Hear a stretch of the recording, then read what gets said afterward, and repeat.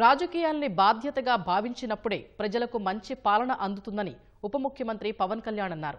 హైదరాబాద్ హైటెక్స్ లో జెన్జీ తరం ప్రతినిధులతో ఈ నెల 13న సమావేశమైన పవన్ యువతరం అడిగిన ప్రశ్నలకు తనదైన శైలిలో సమాధానాలిచ్చారు.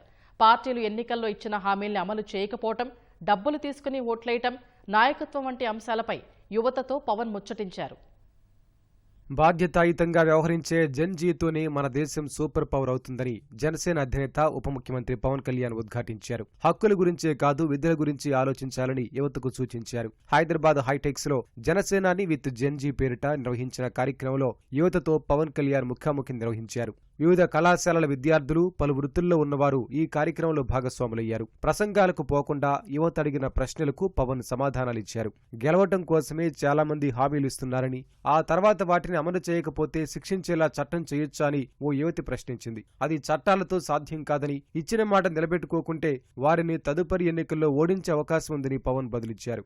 ఒక్కోసారి నిధుల కొరత వల్ల హామీలు అమలు చేయలేకపోవచ్చని తెలిపారు. సాధ్యాసాధ్యాలు చూసుకున్నాకే హామీలు ఇవ్వాలన్నారు. రాజకీయాల్లో అవినీతి పెరగటం, ఓట్లు వేసేందుకు డబ్బులు తీసుకోవడం వంటి అంశాలపైన పవన్ కు యువతరం ప్రశ్నలు సంధించింది. నేను ఓటు ఎందుకు వెయ్యాలి అని ప్రజల్ని మానసికంగా సన్నద్ధం చేసినప్పుడే డబ్బుల ప్రభావం ఉండదని పవన్ స్పష్టం చేశారు. డబ్బులు తీసుకుని ఓటేసే దుస్సాంప్రదాయానికి జెన్జీ చర్మగీతం పాడుతుందని బలంగా నమ్ముతున్నట్లు పవన్ విశ్వాసం వ్యక్తం చేశారు. చాలా పొలిటికల్ లీడర్స్ జనాలకి చాలా ప్రామిసెస్ చేస్తారు. ఒకవేళ ప్రామిసెస్ ఫుల్ఫిల్ చేయకపోతే మేము యాజ్ సిటిజన్స్ వాళ్ళని అకౌంటబుల్ హోల్డ్ చేయడానికి ఏదైనా లీగల్ సిస్టమ్ ఉంటే ఎలా ఉంటుంది అంటారు? Bringing them into a legal accountability, I don't think that would be possible. But the only thing, you can make them accountable only when they come for the next time. If they don't fulfill the way you have voted, you don't vote for them. That's the only way. But making them accountable in other ways, I don't think it is, especially in electoral promises. I don't know to what extent it is possible. That's what I feel.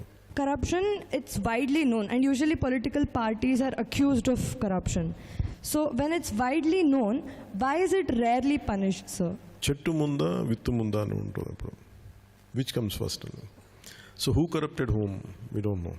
అంటే డబ్బులు ఇస్తే ఓట్లు వేస్తాను political leader అన్నారా, డబ్బులు ఇస్తే కానీ మేము ఓట్లు వేయమని ప్రజలు అన్నారు, తెలియదు. అది it's not that everyone takes the money.